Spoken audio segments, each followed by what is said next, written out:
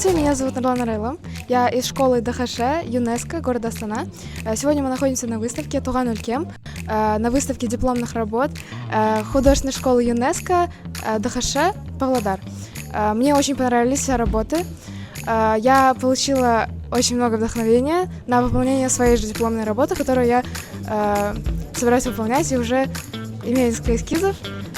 Все работы выполнены очень качественно, профессионально. Я Мамбай Есумхан из медицинского университета Астаны.